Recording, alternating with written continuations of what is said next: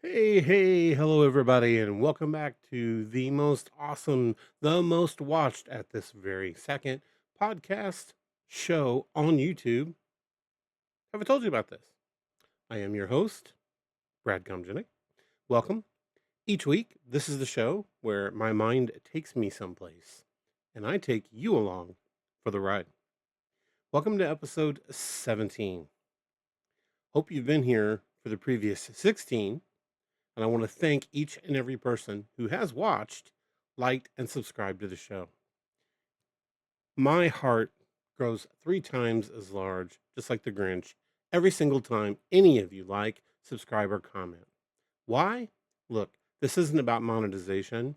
This is simply about maybe getting more than, say, 5 people to watch the videos. Look, I know it takes a long time to get your feet up underneath you here on YouTube. As a matter of fact, this was my first week where I even had opening music, so I'm trying to learn to do a little bit more on my own. And I thank you for your patience with me and for those of you who have been here for a long time. Hope you'll just take the 5 seconds it takes to hit the like and subscribe. And then, as well, tell your friends if you've enjoyed what you've seen. All right, enough of the YouTube mumbo jumbo. Let's get to it. This week, I managed to do something that I don't often do.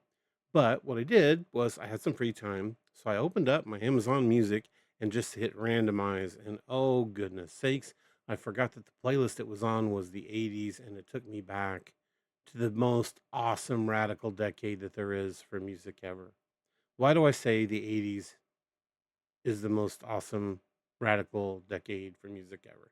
Well, it's pretty simple because back then, the songs had lyrics and you could understand them and they made sense and they actually played on your emotions, your mind. And right now I can hear a song and it can take me back to a place right where I was when I heard it. And so this today, here is what we are going to focus on. Have I told you about this? 80s music and the powerful lyrics that came along with those songs. Now, look, there's just something about 80s music, and it hits you right in the feels, okay? In one of my previous episodes, I talked about things that I miss a lot, and 80s music and the lyrics were right up there on top. Not just the sound, okay? Not just the sound. You know, the synths and the drum machines and the neon lit productions, and of course, music videos from MTV. Not just those things. I'm really more talking about the lyrics, the words that struck you, that stuck to you, the words that made you feel something before you even understood you were feeling anything. You know, many movies back in the 80s had a knack for including songs at just the right time in the movie to make you feel the impact they or the emotion that they wanted you to feel at that time. The 80s were a decade of pop music where it wasn't afraid to be emotional or dramatic or poetic, oftentimes hilarious. I'm looking straight at you, men at work, for Land Down Under, and you, men without hats, for the safety dance. But now, often, the lyrics were just brutally and painfully honest. So today, we're going to visit my top 10 and 3 runners up songs whose lyrics didn't just top charts, they carved themselves into our memories and our emotions.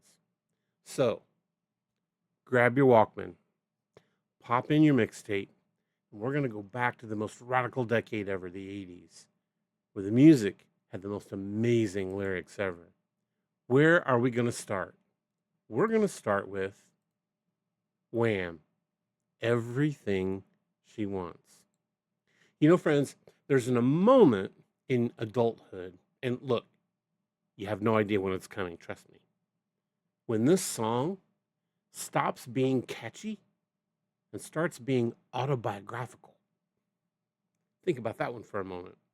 Everything She Wants is one of those songs that absolutely grows on you. You can't help it. This song will grow on you. Keep listening, and then listen to the lyrics. Find the lyrics on the interwebs if you need to, and look them up. But this song is, when you're young. See, it's just a groove. Dun dun dun dun dun dun dun dun dun dun dun dun dun.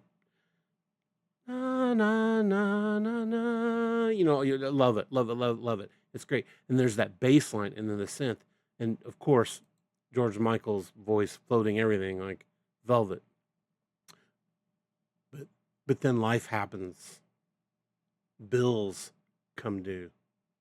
Responsibility happens. And relationships get complicated. And suddenly, this song, it's like you're holding up a mirror in front of your own life.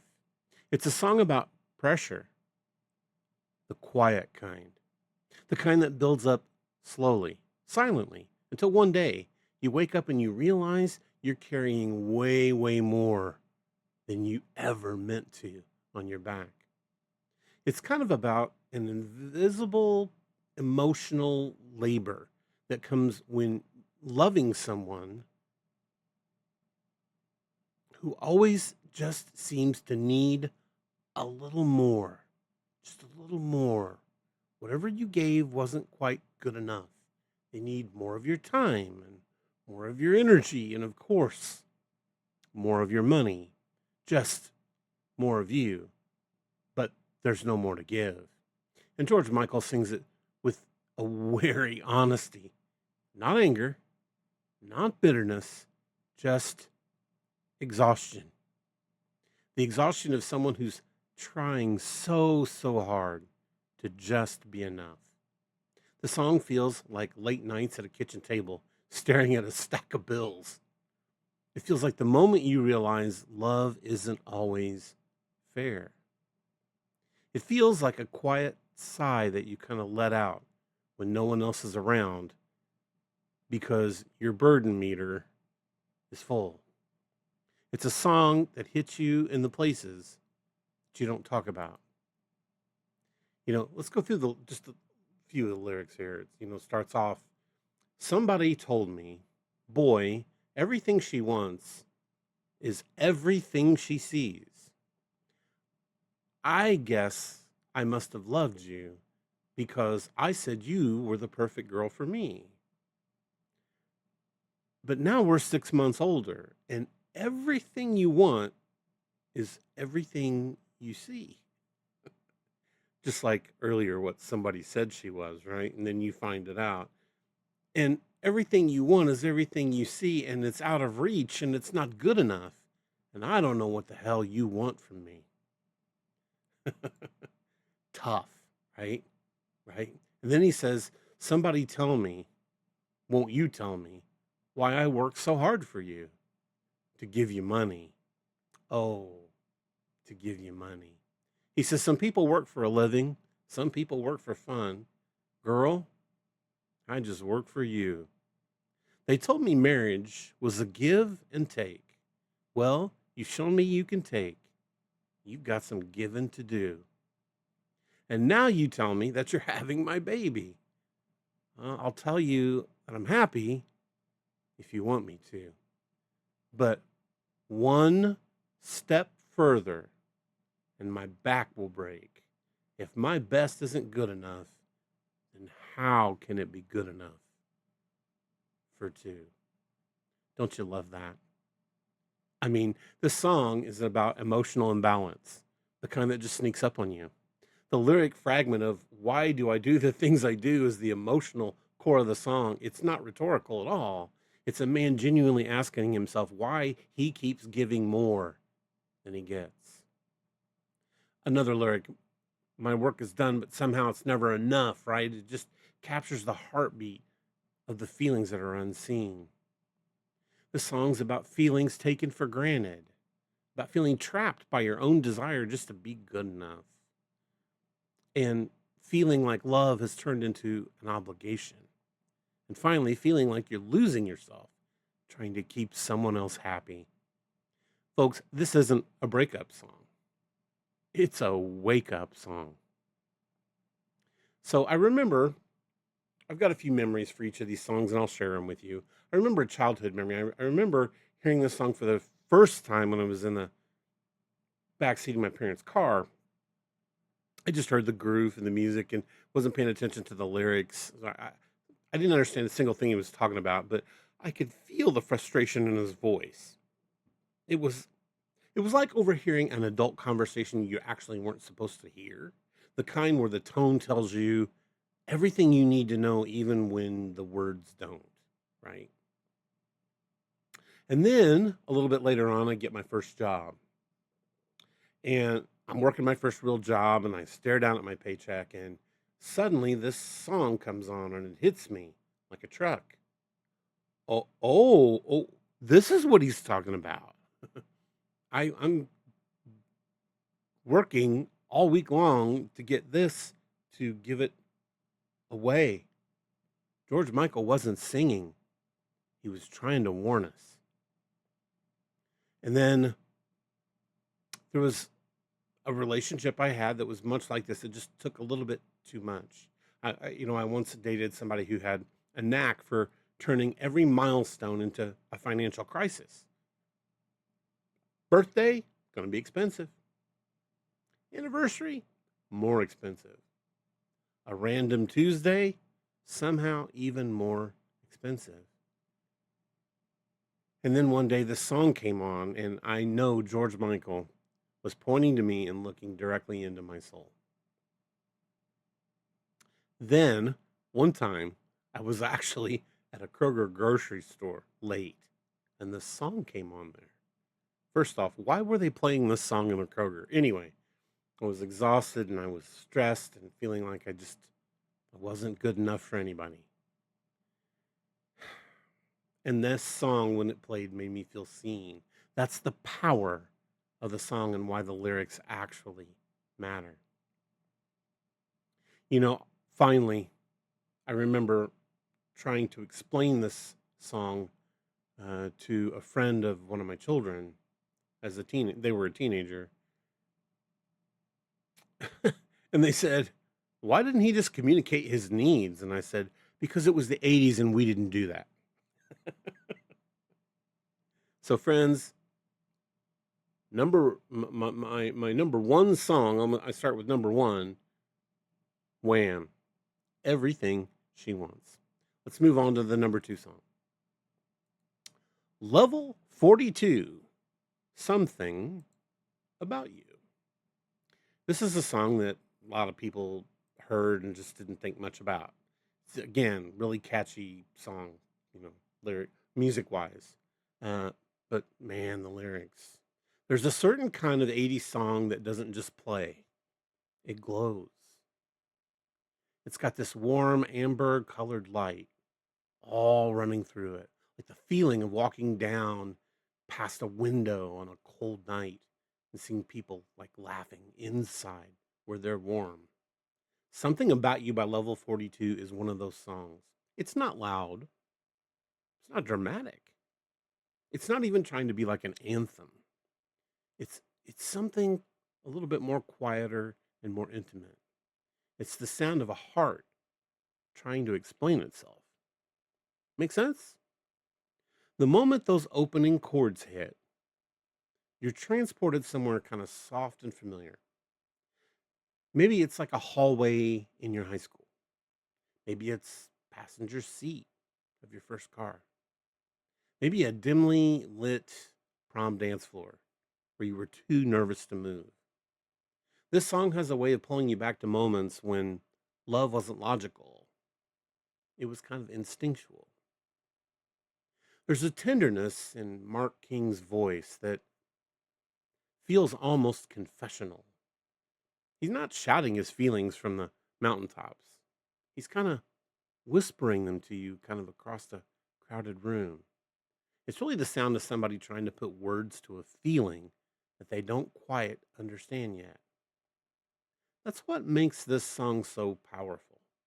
It captures the emotional fog of early love, the confusion of it, yet the excitement of it at the same time, and yet the vulnerability of it, and then also yet the hope that's there. It's kind of like a soundtrack of a moment when you realize someone's gotten under your skin in a way you just can't explain. There's something about them. The song feels like the first time you notice someone noticing you. And it also feels like the moment your heart speeds up for reasons you can't articulate because it's never felt that way before. It feels like the quiet electric beginning of something that might matter. Let's read some of the lyrics, right?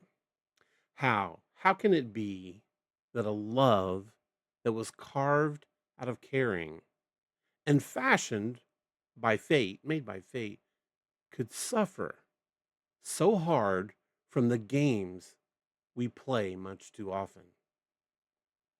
But making mistakes is a part of life's imperfections. It's born of the years. Is it so wrong to be human after all? You know, this is the one thing that I love about 80s lyrics. You could take them and put them in a book and just write them, and it would make perfect sense to you as if you were just reading prose. Same thing here. He's talking about how can this love that formed out of our caring, fashioned by fate, we were fated to meet together. How could it suffer so hard from these things that we're doing to each other? But hey, making mistakes, we're all imperfect. And born of these years, is it so wrong to be human after all? So you see, he's not like I talked about at the beginning. He's not standing up at the mountaintops going, "Oh, how could this be torn apart?" He's just kind of wondering, how did we get here? What do I feel like I do about you? We're playing these games with each other, but you know what? He goes on to say, "Oh, drawn into the stream of undefined illusion, these diamond dreams, they can't disguise the truth that there's something about you, baby, that's so right." At its core, Something About You is a song about emotional gravity, the kind that pulls you toward someone even when logic tells you to walk away. That lyric, "There's something about you, baby, so right," is deceptively simple. It's not poetic, it's not dramatic, it's just honest. It's the moment you admit your heart's made a decision your brain hadn't quite caught up to yet. Another lyric, "How can it be you're asking me to feel the way I do?" reveals internal struggle. There's a confusion to love, there's an overwhelming feeling to it. And he's trying to understand why this person affects him so deeply. Again, the song's about the magnetic pull of someone who feels familiar, but you don't know why, the vulnerability of wanting someone you can't fully explain, a tension between logic and emotion, a quiet hope that maybe, just maybe, they feel the same way about me that I feel about them. Oh, and then there's the fear of being wrong and the courage to admit that you're just human and you're going to make mistakes. Believe it or not, this isn't even a love song, it's a realization song. The moment you finally admit to yourself something that your heart already knew. Now, in the personal stories, one time I had a crush in high school, kind of crush that kind of makes you rearrange the route you take between classes just so you can walk past somebody. You know, one of those? You ever have one of those? And every time I hear this song, I'm right back to knowing I'm going down a hallway I have no business being in because I just wanted to see this person. The lockers, the stupid flickering fluorescent lights, the smell of pencils and sweat, and me pretending to open up my locker for the 14th time to have a purpose to actually be there. Hey, spoiler, I didn't look cool. But the feeling, the flutter in your chest, that's the song. And, years later, I heard this song after a breakup. It wasn't the worst breakup in the world, but, and suddenly the lyrics weren't cute anymore. They were honest. They were about the person you can't quite let go of, even when you know you should or you know you have to. The kind of person who lingers in your thoughts long after the relationship's over because, well, there was just something about them. And then there was the time, much older, when I was singing karaoke. And let's just say Level 42 can rest easy. Their legacy's safe. I came in too early, too loud, and too confident. That's the holy trinity of karaoke mistakes. But hey, the crowd, having one too many a long time ago, cheered anyway. Not because I was good, but because there was something about that song the way I did it. See what I did there? And then you're not going to believe this, but I was at the same grocery store and I heard this song. I do tend to go to the grocery store a lot. I don't go all at once and buy everything all at once. I buy a few things here and a few things there, get them as I need them for recipes, right? I heard this song there once and I was a little tired and stressed. It's kind of wandering the aisles a little bit like a zombie, knowing I should be looking for something, but couldn't quite remember what it was. And then those opening chords of the song hit, and then suddenly I wasn't in the grocery store anymore. I was 17 again, and I was at that locker, hoping for a miracle. Music does that. It collapses time. All right, that's my second song, Level 42, Something About You. Let's move on to the next song, Tears for Fears. Everybody wants to rule the world. This song actually has much more meaning today as we move along than it did in the 80s, right? Although the 80s, it, it perfectly, the song's almost timeless. It perfectly fit at that time too, in the, Reagan years where everybody's trying to buy everything and rule everything. And now in the Trump decade, Trump era, whatever you want to call it, nothing's changed. Second verse, same as the first. There are songs that feel like memories that you didn't actually live. Songs that carry weight of like 1,000 sunsets and 1,000 long drives and 1,000 moments where you didn't know what the future held, but you knew the future was coming fast.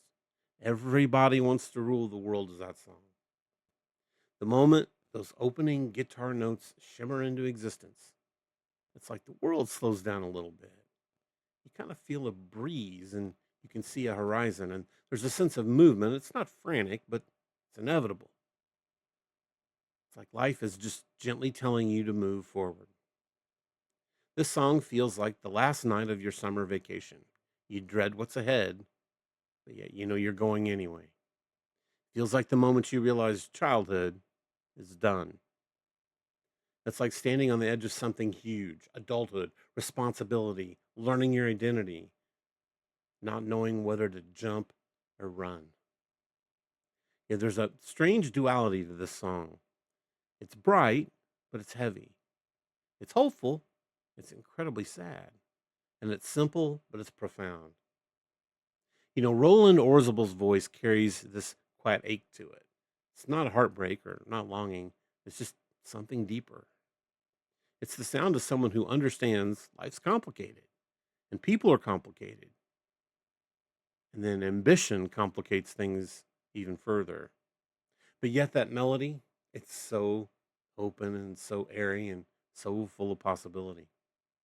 It's like the song saying, yeah, the world's messy, but look how beautiful it is at the same time. This is a song that plays during transitions. When you move out, you play it. When you drive away from something, you play it. When you let go of something, you play it. When you start over, you play it. It's kind of the soundtrack of change. And every time it plays, it feels like a chapter's turning and changing. At its core, Everybody Wants to Rule the World is a song about power and pressure and the human desire to control all things.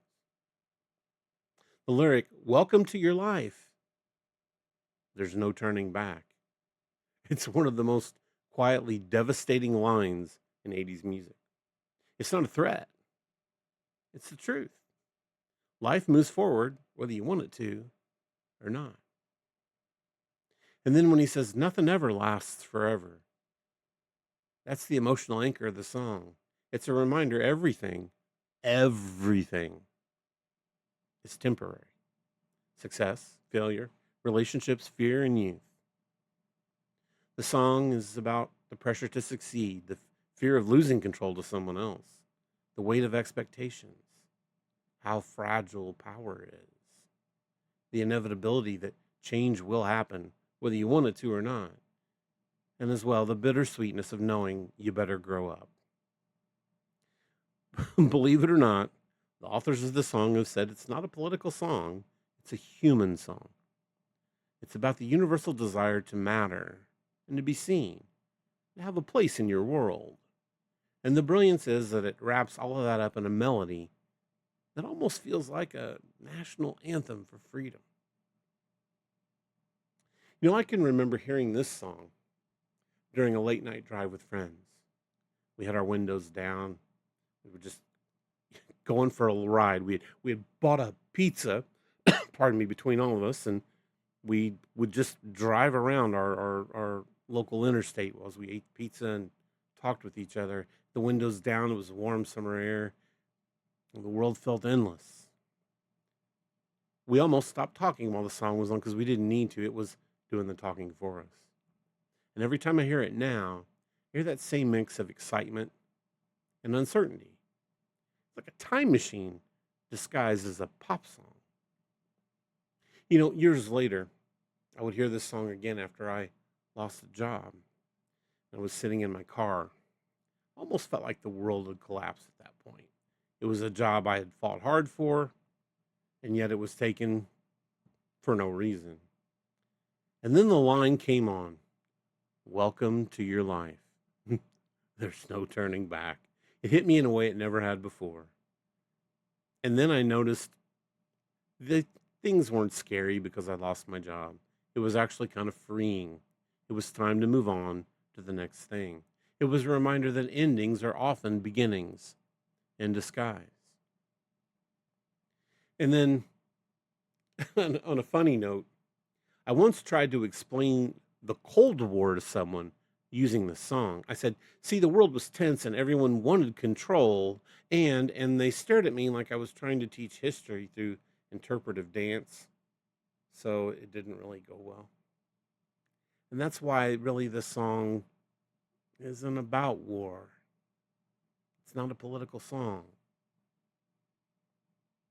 The song also reminds me of a friend I used to be inseparable from. We'd listen to it and talk about the future, the things that we wanted and people we hoped to become. And life happened and we kind of drifted away. We became memories in each other's stories. And now, whenever the song plays, I think about him a lot and where we are. And I think about who we said we were going to be and who we actually turned out to be and the bittersweetness of all of that. Again, that's the power of 80s music. And that's the power of Tears for Fears. Everybody Wants to Rule the World. All right, let's move on to the next song. Song 4. How about Journey, Open Arms? Friends, there's love songs. And then there's songs that feel like they were carved out of the softest, most vulnerable part of the human heart. Open Arms is that song. The moment those piano notes begin, your world quiets down. It's like someone dimmed the lights, lowered the noise, and said, "Hey, listen to this. This matters, okay?" Steve Perry's voice doesn't sing, it reaches out to you. It reaches across distance and time, across whatever walls you built around yourself. It's a voice that carries longing and regret and hope and devotion all at once. This song feels like standing at the doorway of someone's life and asking to be let into it. It feels like the moment you realize you've hurt someone you love and the moment you decide to fight for them, even though you did that. It feels like quiet courage it takes to say, I was wrong, or I miss you, or even better, I still choose you, and I'm sorry. There's a softness to this song that's very rare, particularly for the 80s. It's not dramatic, it wasn't flashy, and it's not trying to impress you. Again, it's just simply honest. And friends, honesty is terrifying. Open arms is the sound of someone stripping away their pride, their defenses, their excuses, and offering their heart without any armor. It's the musical equivalent of holding out your hands and praying the other person takes hold of them. The song feels like a late night conversation on the couch. It feels like that moment after a fight when you're both too tired to pretend that you don't care. It feels like a quiet, trembling hope that love can still be saved. And every time Steve Perry hits those soaring notes, it's like he's lifting the weight off your chest just a little and reminding you that vulnerability isn't a weakness. It's actually the bravest thing you can do. Let's take a gander at the lyrics. Let's just go through them. Lying beside you here in the dark, feeling your heartbeat with mine. Softly you whisper, you're so sincere, and how could our love be so blind? We've sailed on together and drifted apart, and here you are by my side. So now I come to you with open arms, nothing to hide. You can believe what I say. Here I am with open arms, hoping that you'll see what your love means to me. Open arms. Living without you, living alone. This empty house seems so cold. Wanting to hold you, wanting you near. How much I wanted you home. Low point. But there's hope. But now that you've come back, you've turned night into day. And I need you to stay. So now I come back to you with open arms. Nothing to hide, you can believe what I say. Here I am with open arms, hoping you'll see what your love means to me. Open arms. At its core, that's a song about reconciliation, isn't it? The kind that requires humility, honesty, and emotional bravery. So now I come to you with open arms is one of the most emotionally naked lines in 1980s music. Again, not poetic, not metaphorical, very literal. It's someone saying, hey, I'm done pretending. I'm done hiding. I'm done hurting. I'm done running. I'm here fully and completely. It reveals the vulnerability of the person's heart in the song. He's not demanding forgiveness for what he did. He's asking for it gently and humbly. You know, the song reminds you, admit when you're wrong. Ask for another chance when you need to. Choose love over pride. Show up emotionally for people.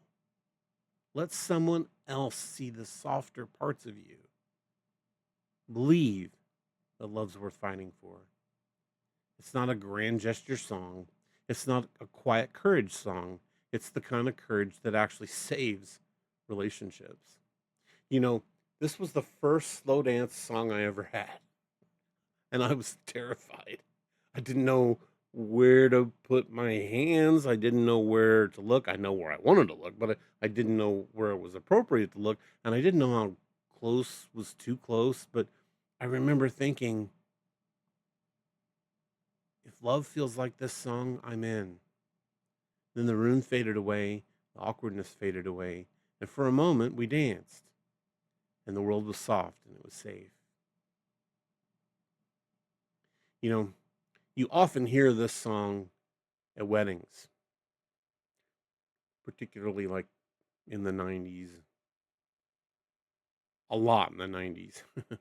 And I did hear it at a wedding once, and the right when it started to play, the groom started to cry, and then the bride cried, and then I cried, and the DJ cried, and the whole room cried. It was a whole thing. But what got me wasn't the romance. It was the vulnerability in that moment of everyone. The way that they held each other as they danced in, and the way that they mouthed the words to each other. The way that room felt it was witnessing something sacred. It reminded me that love isn't about perfection. It's about presence and humility. All right. That is my number 4, Journey, Open Arms. Now, for a little something different, how about Asia? Only Time Will Tell. You remember this song? A lot of people don't seem to remember Asia. I might be one of the only people who had all their albums. There's a certain kind of heartbreak that doesn't explode. It erodes over time. It doesn't arrive with shouting or slam doors. It just kind of arrives kind of quietly, like a tide that's kind of the tide comes in and it takes a little bit of sand with it, and it comes in and takes a little bit of sand with it, and inch by inch that happens until one day you look and the sand's gone. Only Time Will Tell by Asia is the soundtrack of that kind of heartbreak. The moment those opening synths swell, you can feel an emotional weight just attached to your shoulders. This isn't, again, it's not a breakup song in the dramatic sense. This is a song that's more of a reckoning song. It's coming to terms with things, right? It's the sound of someone finally admitting the truth that they've been avoiding. There's something haunting in John Wetton's voice here as he sings this song.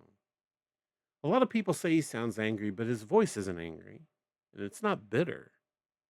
It's tired. It's worn down. It's the voice of someone who's been holding on way, way too long, and they just kind of realized they can't do it anymore. The song feels like sitting in your car after a long conversation that didn't go the way you hoped.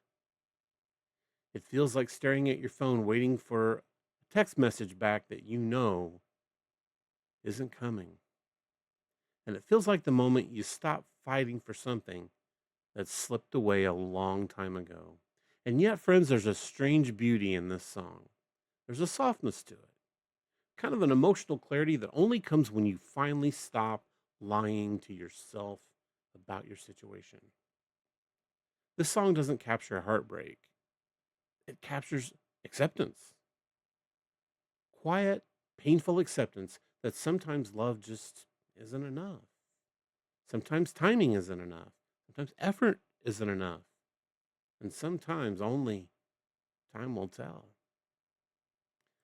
Why don't we go through the lyrics here real quick? He says, "You're leaving now." You can see him talking to, significant other across from him. It's like it's in your eyes. So she hasn't said anything yet, but he can see it. There's no disguising it. And it really comes as no surprise to find that you've been planning it all along. He says, "I see it now. It becomes so clear. Your insincerity and me all starry eyed. You think that I would have known by now. And now, sure as the sun will cross the sky, this lie is over. Lost like the tears that used to tide me over. So here he's saying, I used to cry about all this and the way that this was, and just probably praying that it would change and get better. But that lies over. He says, one thing is sure, time will tell. And if you were wrong, he says, the brightest ring around the moon will darken when I die. Then he repeats it, you're leaving now, it's in your eyes. No disguising it. It comes as no surprise to find you planned it all along. And then it ends with this. You're on your own inside your room. You're claiming victory, but you were just using me. And there is no one you can use now. You know, at its core, only time will tell is about truth catching up to you. You're leaving now, it's in your eyes, it's devastating because it's so real. If you've ever had a relationship like this, it's very real. It's the moment you realize goodbye happened long ago without you ever saying it, long before the words were spoken. And you know, it's a resignation, basically. It's someone acknowledging that choices have consequences, even if they don't show up right away. It's the slow unraveling of relationships. It's the moment you stop pretending everything's fine. It's the pain of loving someone who's already halfway out the door. The clarity that comes with emotional distance. And understanding that when he says only time will tell, time always reveals truth. Acceptance that not all endings are dramatic. Some are quiet. Again, this isn't a breakup song, it's a truth song. The moment you finally see things for what they are, the truth. You know, I did once listen to this song on repeat after a breakup. Not because I wanted to feel better, but because I wanted to feel seen. Like I wasn't in the boat by myself. There was something comforting about hearing someone else articulate the pain that I couldn't put into words. I can remember getting back into my house, and I remember sitting on my bed with the lights off and the headphones on, and I let the song just wash over me. You know, it didn't fix anything, but you know what? It made me feel less alone, which I think we all want. You know, that was a relationship in my life where the goodbye happened long before the breakup did. We were still together and kind of going through the motions and pretending, but the spark was gone, the connection was faded. And when I finally heard this song during that time, it felt like someone had written it about us and that slow, quiet drift into separation, which is a quiet ache that we had both kind of been avoiding. Powerful song. Song number 5, Asia. Only time will tell. If you've never heard Asia or you don't remember Asia, you should definitely look up Asia. They have other songs like The Smile Has Left Your Eyes. That's another great song. Look up Asia. You'll be glad you did. All right. What's next? U2. With or without you. You know, there are some songs that don't just play, they haunt you. This opening riff haunts you. Let it haunt you. Listen to it. They linger in the air long after the last notes fade, like an echo of a confession you weren't quite ready to make or didn't know you need to. With or without you is that song. The moment that soft, pulsing bass line begins, it feels like everyone around you's holding their breath. Like, what's this about? Again, it's not dramatic or loud, and it's not trying to impress you. The song feels like standing alone in your bedroom at 2 a.m., staring up at the ceiling, replaying every moment of a relationship you can't seem to walk away from, even though you know you should. Everybody's telling you you should. But it feels like the quiet ache of loving someone who hurts you or the guilt of hurting someone that you love. It feels like an emotional tug of war between your heart and your sanity. Bono's voice in this song is different. It's not that soaring, anthemic song where the streets have no name. Nah, this is softer and fragile and human. He sings like a man who's been torn in half. One part desperate to stay, the other just as desperate to leave. And that tension is what makes this song timeless. With or Without You is a soundtrack of emotional limbo, if you've ever been there. It's like we said, it's being stuck between holding on and letting go. It's the sound of someone who knows the relationship they're in isn't healthy, but they also know their heart isn't ready to walk away from it. The song feels like the moment after a fight that you've had when you're sitting in silence and both of you are waiting for the other one to speak. It's like you're in the car for the long drive home after saying something that you know you shouldn't have said, and now you can't take it back. And it feels like the quiet, painful truth that love isn't always enough. And every time Bono reaches that trembling line, the one everyone knows, with or without you, it's like he's ripping open his chest and showing you the part of himself that he's tried desperate to hide. Once again, this isn't a love song. This is a human song. Let's look at the lyrics. See the stones set in your eyes and see the thorn twist in your side. I'll I'll wait for you. Sleight of hand, magic, and twist of fate. On a bed of nails, she makes me wait. And I'll wait without you. Well, with or without you. With or without you. Through the storm, we reached the shore. You gave it all, but I want more. And I'm waiting for you. With or without you. With or without you, I can't live with or without you. And you give yourself away, and you give yourself away, and you give, and you give, and you give yourself away. My hands are tied, my body's bruised. She got me with nothing to win, nothing left to lose. With or without you, I can't live with or without you. At its core, it's an emotional contradiction, isn't it? It's the kind that tears you apart from the inside. When you say, I can't live with you or without you, well, that's one of the most brutally honest things you can say, isn't it? It's confession. I love you, you hurt me. I can't stay, I can't leave. I don't know who I am without you.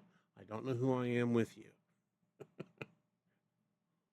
Crazy. Another, you know, another way it just reveals the emotional cost of loving someone who's just not loving you the same way. It's the sound of someone losing themselves piece by piece. You love someone who isn't good for you, but you're too afraid to be alone. You're too afraid to stay. The emotional exhaustion of trying to fix something that all just keeps breaking. A quiet desperation of wanting someone who doesn't want you the same way you want them. And the painful truth that love can be both beautiful and destructive.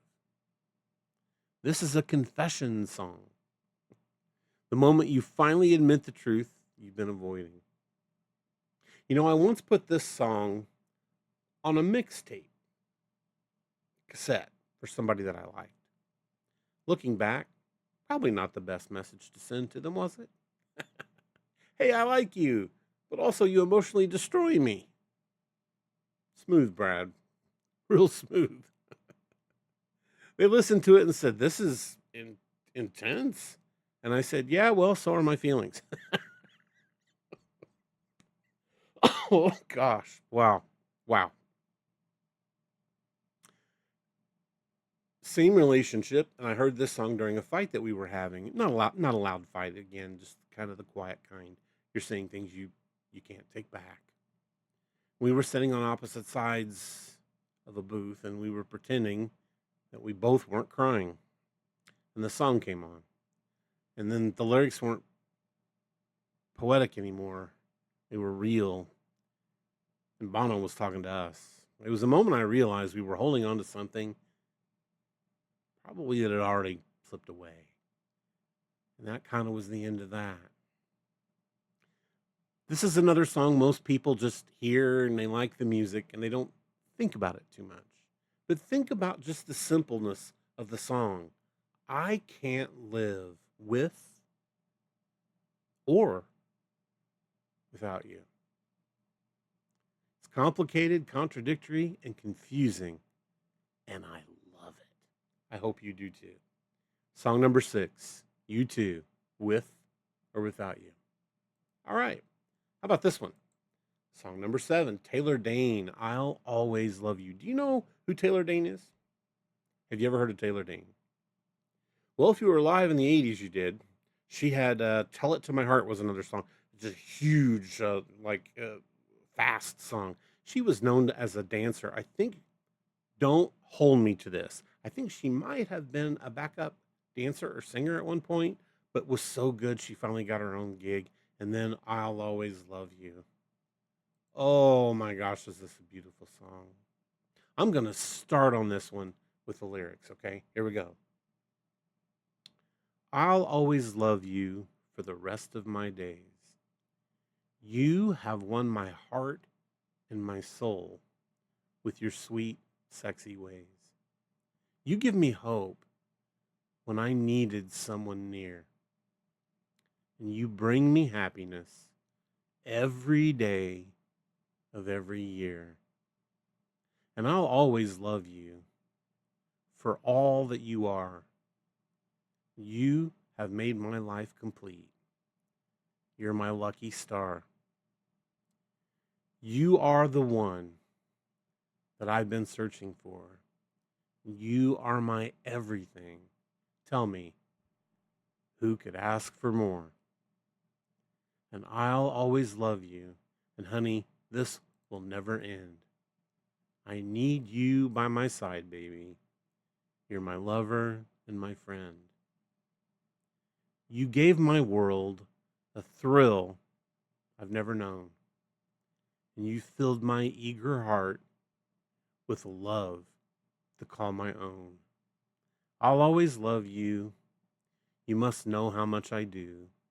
You can count on me forever, and I will take good care of you. I'll always love you. Oh, I'm so happy that you're mine. And I'll always love you until the end of time.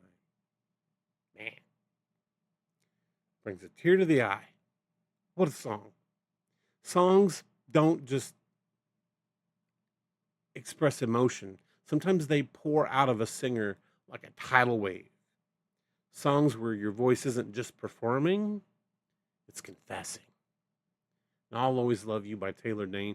Please, just, YouTube people aren't supposed to say this, but stop this video now and go on YouTube and look up Taylor Dayne, I'll Always Love You, and watch the video, and then have a cry. Because it's good. This is happy. This is how we all want to feel, right? And it's confessing it. I'll Always Love You by Taylor Dayne is a rare song that feels like someone ripped their chest open and let you see everything that was inside of it happily. The moment the song begins, there's a quiet intensity, a stillness kind of before this love storm that's about to just wash over us. And then Taylor's voice enters, and it's like an emotional temperature. The room rises 10 degrees. Her voice is raw and powerful, trembling with sincerity. It's not polished the way pop vocals often are. Her voice is even sometimes a little raspy. It's alive, it's human, and it's vulnerable. This song feels like standing in the doorway of a relationship, knowing that everything is exactly as you thought it would be. That doesn't happen often, does it? Love all far too often disappears, but in this case, the relationship, well, it's all there. There's an emotional bravery in this song. This isn't about begging somebody to stay or fix a problem. It's about honoring what's real. Taylor Dayne sings with an intensity of someone who's lived every single word that she's singing. You can hear in her voice every emotion, the gratitude, the love, the acceptance, the quiet, trembling hope when she tells you how much she loves you and how much you mean to her. The song feels like a hug that never lets go. It feels like the moment that you whisper thank you back to her through tears. It feels like a bittersweet beauty of loving somebody deeply and knowing that the love's being reciprocated. This is truly a love letter. I love this song. I love every part of it. You know, the only personal stories I have about this song are the million times that I've sung it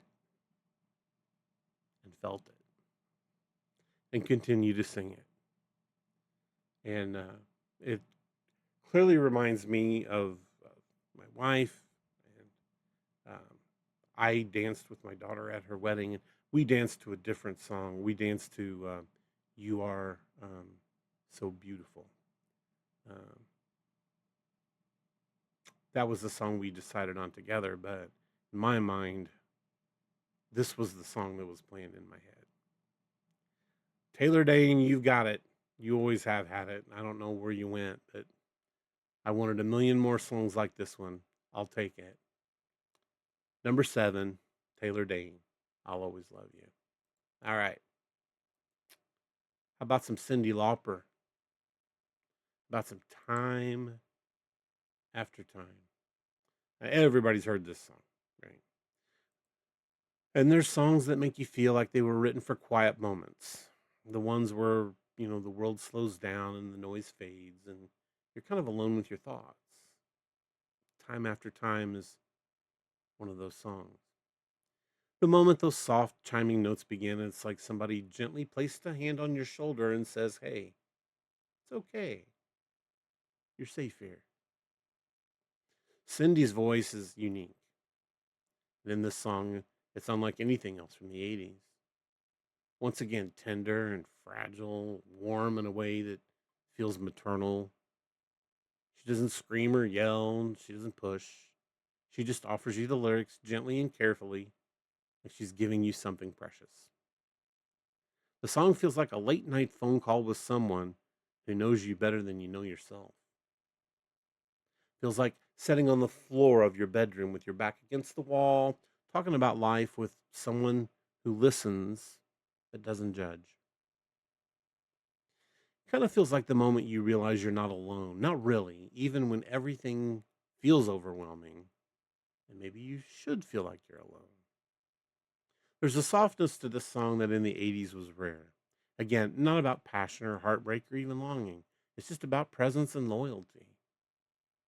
Quiet, steady love that doesn't demand attention. It just simply is. Time After Time is the music equivalent of someone saying to you, "I'm here for you, and I'm not going anywhere." It's a song that wraps around you like a blanket, and it feels like home. It reminds you that even in your darkest moments, somebody out there cares for you. And every time Cyndi Lauper hits that gentle, trembling chorus, it's like a promise that's being made to you, one that echoes long after the song ends. Let's go through the lyrics. Lying in my bed, I hear the clock tick, and I think of you. Automatically, time. She's thinking of you because of time. I'm caught up in circles, like a clock goes in circles. The confusion to me, it's nothing new. I flash back warm nights, almost left behind. A suitcase of memories. It's time after. Sometimes you picture me, and I'm walking too far ahead. You're calling to me, and I can't hear what you've said.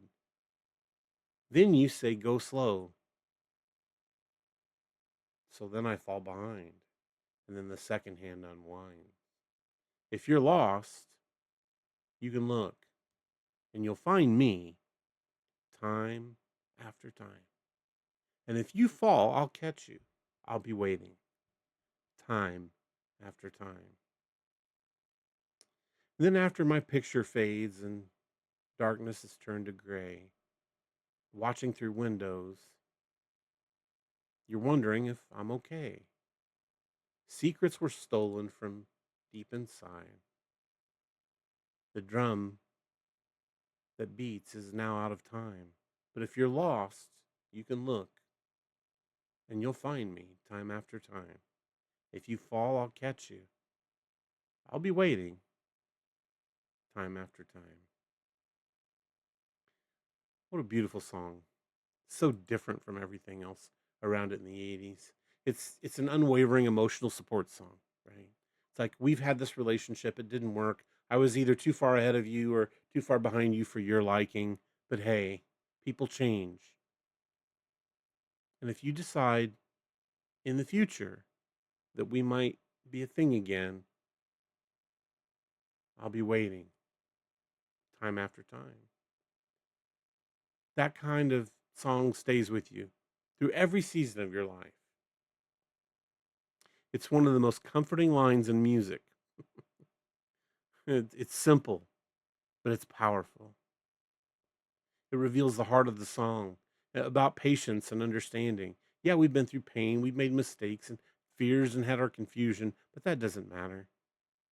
I can still be your safe place, showing up when things are hard, loving someone through the storms and the trials, the quiet strength of loyalty and the beauty of emotional consistency.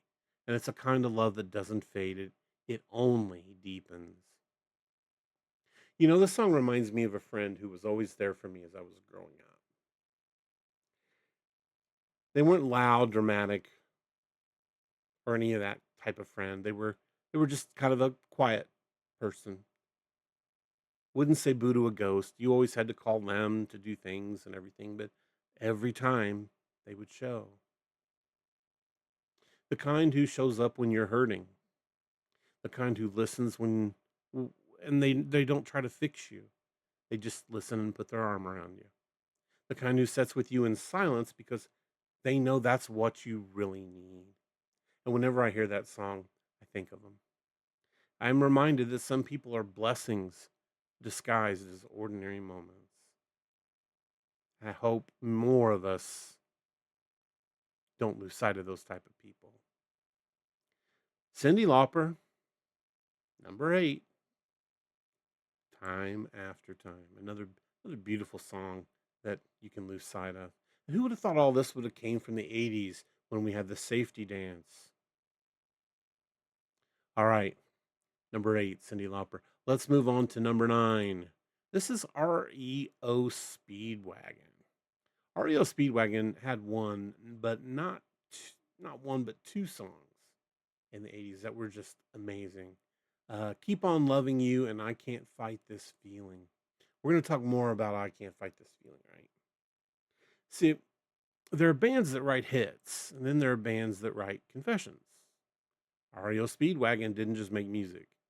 They made emotional declarations that felt like pages ripped out of somebody's diary. And nowhere is it more true than both of these songs. I'm going to keep on loving you and I can't fight this feeling. These are emotional turning point songs. They're the moments in a relationship where everything becomes clear, sometimes painfully, but always beautifully clear. If I Can't Fight This Feeling is the confession you make after the heartbreak. I'm sorry. Keep on Loving You. If Keep on Loving You is the confession you make after the heartbreak, then I Can't Fight This Feeling is the confession you make before the heartbreak even begins. This is the song about the slow, terrifying realization you're falling in love with somebody you weren't supposed to fall in love with. Someone who was just a friend, someone who was safe until suddenly they weren't.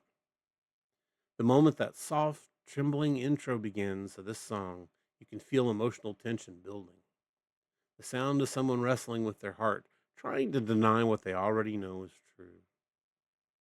Kevin Cronin, the lead singer, sings like a man who's been holding his breath for years, and every line feels like he's finally allowed to release that breath and truth finally spoken aloud. Together, both of these songs form kind of a emotional duo. One is about holding on even when it hurts, and the other is about giving in even when it scares you. Two sides of the emotional coin, beginning in the middle of love's most vulnerable moments. And every time these songs play, they remind us that love isn't neat, it's not tidy, it's not simple, it's messy and complicated and painful, but beautiful and always, always worth it.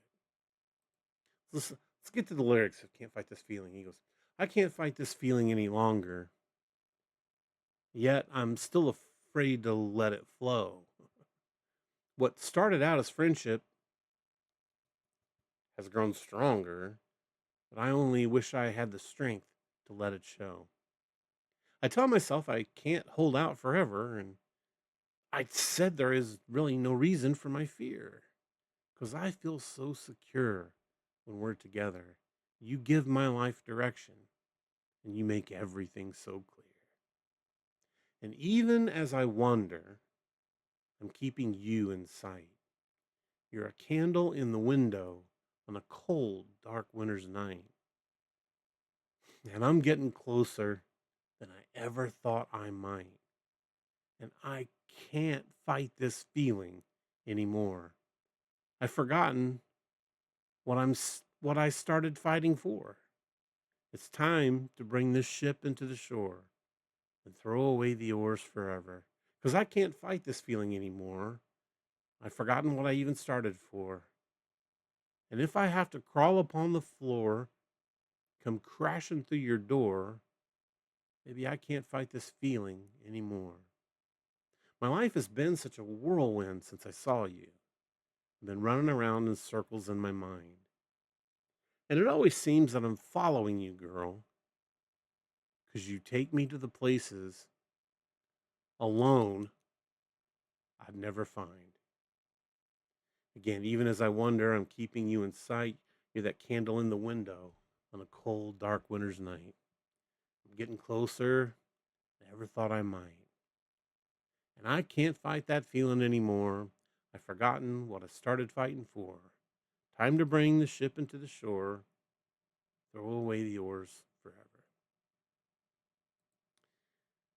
This is a surrender song. It's reveals an emotional exhaustion of denying the truth. Sometimes you fall in love with someone who's supposed to just be a friend, and you're so afraid of ruining something good because good friends are hard to find. And you hope that the feeling is mutual. The vulnerability of admitting the truth is there. The moment your heart speaks louder than your fear, then you will finally speak. This again is another one of those confession songs. One time it was late in the evening, around 2 a.m., and I remember hearing this song, and everything was empty.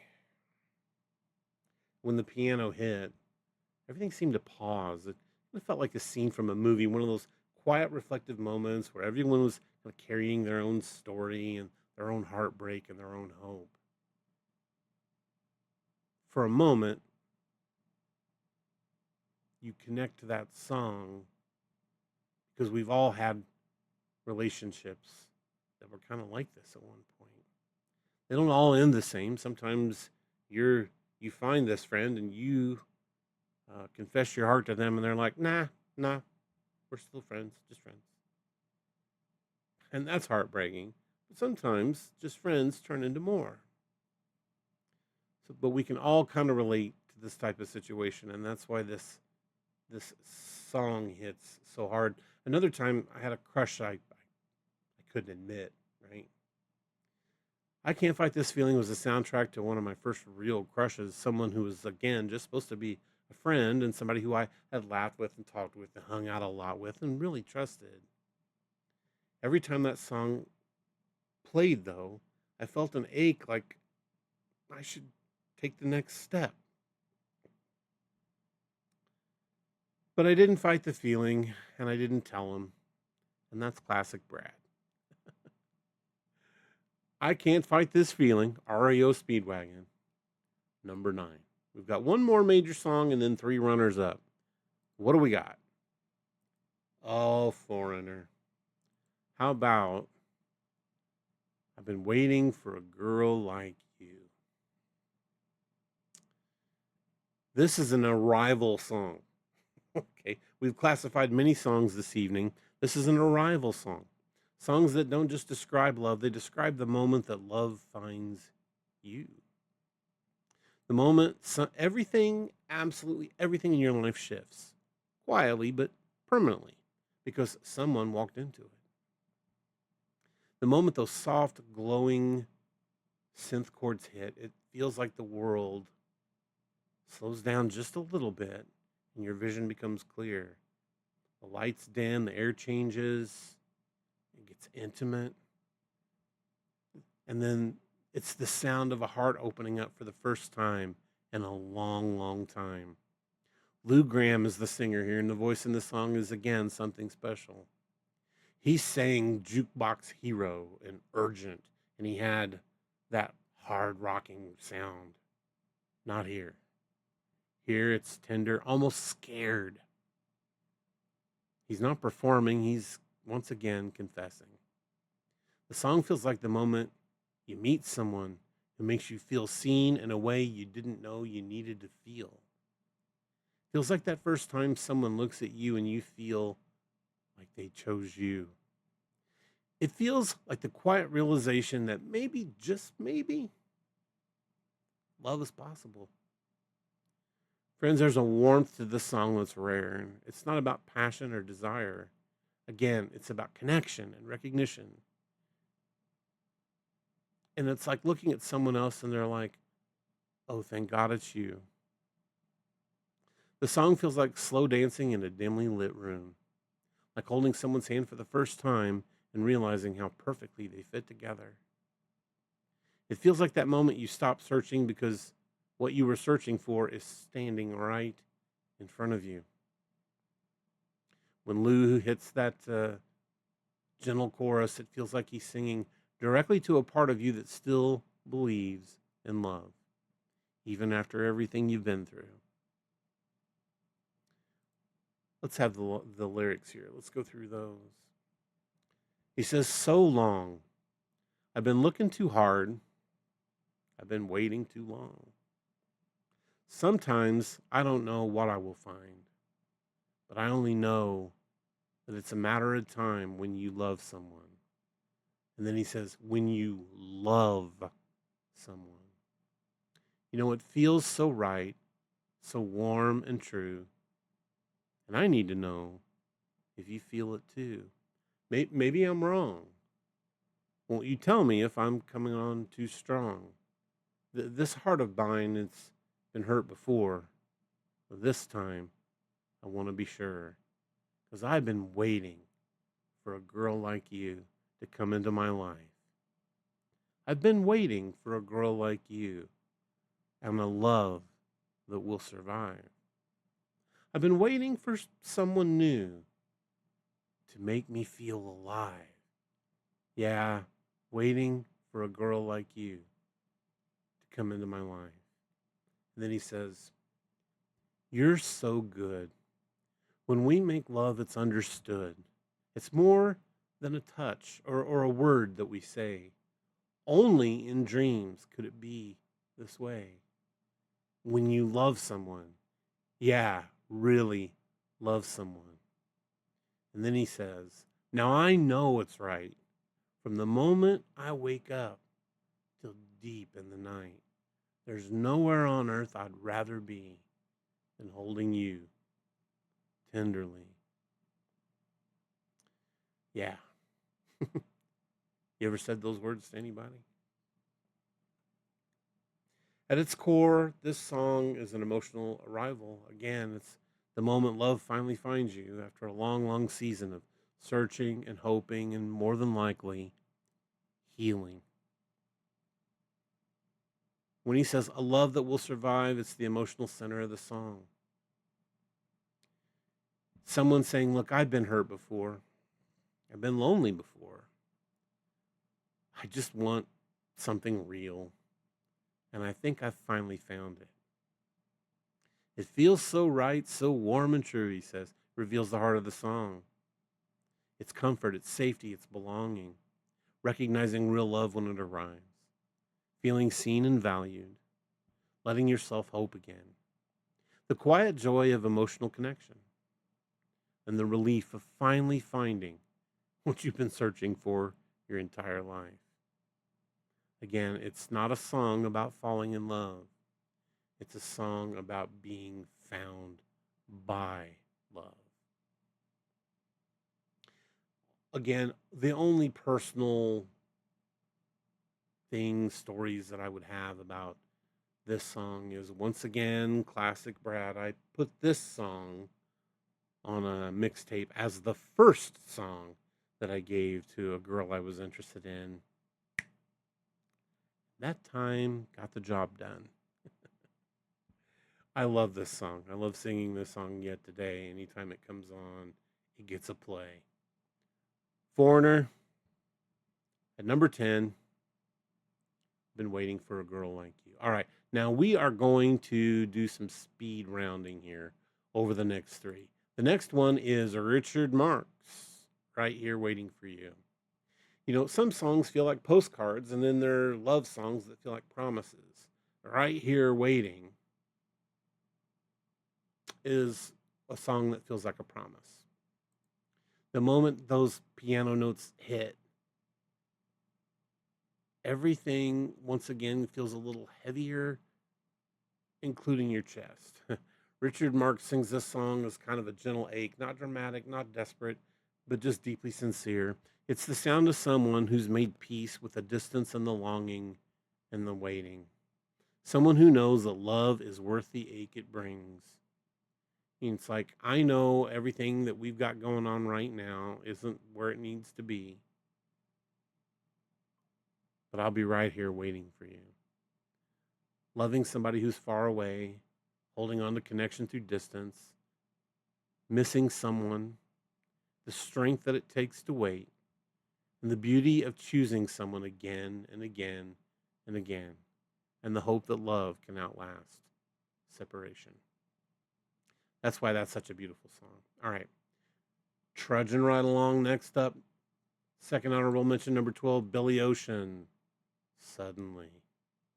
You know, there are love songs that feel like fireworks. They're bright and explosive and dazzling.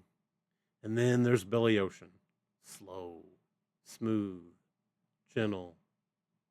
Suddenly by Billy Ocean is like a sunrise. The moment those soft, soft chords hit, it feels like your world's just waking up. Slowly, not abruptly, quietly. Billy Ocean's voice is in this song, and in most of his songs, it has a way of making you feel spiritual almost. He doesn't scream or belt out or anything or push. He just offers you the lyrics with a tenderness that feels like somebody placing their hand over yours and saying, look, something beautiful is happening. The song feels like the moment you realize that you're in love. Suddenly, life has new meaning to me, right? Not the moment you fall, but the moment you know, the moment everything clicks into place. The moment you look at someone and you think, oh, it's you, and it's always been you. It's a wonderful song. I hope you get a chance to hear it if you haven't already. All right. And then finally, the last song, Lionel Richie. Hello. This has one of the most amazing music videos you've ever seen because it has an authentic blind young lady who plays his love interest, and she's doing some clay art, and she actually does his face in clay, and he's singing to her like, "Hello, is it me you're looking for?" Right? Lionel Richie's voice again is a little like Billy Ocean's, soft, warm, sometimes trembling even, and possibly sincere. He doesn't sing like a man performing. He sings like a man who's trying to get someone to tell them they love him. Every time and every line feels like it's been carried in his chest for too long, waiting for the courage to speak up. The song feels like a longing song, right? The kind that builds slowly over time. It feels like the ache of loving somebody from a distance, somebody who doesn't know you love them. They might know, but they're not sure. There's a vulnerability in this song. Of course, it's not about passion or heartbreak or loss. It's about hope, right? It's not bold. It's a question. I long to see the sunlight in your hair and tell you time and time again how much I care. That isn't infatuation. That's someone who's memorized the details, the small things, and the quiet beauty of the person that they love and sharing it with them. And then saying, hello, is it me you're looking for? Basically saying, I love you out loud. Another great, great song from the 80s. We had so many of them. We just had too many of them. All right. So, friends, that brings us to the end of another episode. You know, as I sit here thinking about all of these songs and these lyrics and the memories and these moments, I'm struck by something simple but powerful. Music doesn't just remind me or you or us of the past, it actually holds the past and it protects it and it keeps it alive in ways nothing else can. Every song we talked about today, every lyric, every story, that's not just a piece of nostalgia, it's a piece of us. It's who we are, who we loved, who we fell out of love with, who we were friends with, who we were afraid to talk to. And it's pieces of who we hoped to become. And the beautiful thing, the thing I keep coming back to is that these songs didn't just soundtrack our lives, they shaped them.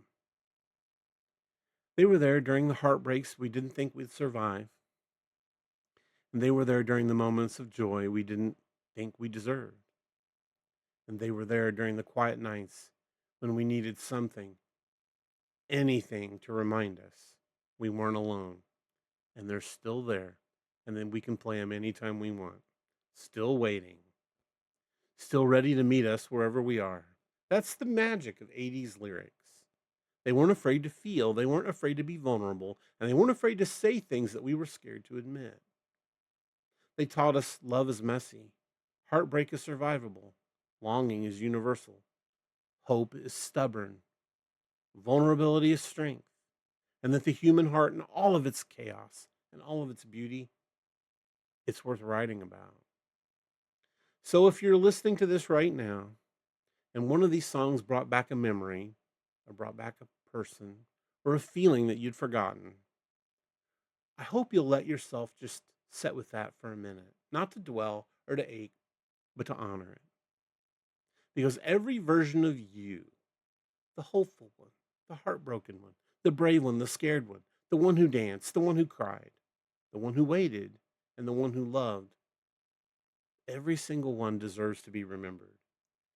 And these songs, they remember for us. So thanks for taking this journey with me. Thank you for revisiting these lyrics and these stories and these moments. Thanks for letting me share just a little bit of my heart and letting these songs touch yours. And wherever you are and whoever you're thinking about, whatever chapter of life you're in, I hope you find a song that holds you as well. I hope you find a lyric that understands you. And I hope you find a melody that reminds you you're not alone. Because somewhere out there, time after time, love finds its way back. And suddenly, quietly, beautifully, when it does, I hope you'll hold it with open arms. You see what I did there? All right. Have I told you about this? 80s music with awesome lyrics. I'm glad I did. Thank you for joining me this week. I hope you'll come back again next week. Please, if you could, from my heart, I would ask just a simple like, a simple subscribe, tell some friends, hey, there's this crazy old man who was talking about 80s music, and now I've got a bunch of songs in my head, and my playlist has now got 10, 12, 13 more songs in it that I didn't think I would have before I listened to it. Maybe you should listen to it too. And then send them to the back catalog. The videos are always available. Hey, friends, love you all from the heart. I hope you've enjoyed this as much as I've enjoyed putting it together. We'll see you next week. Take care.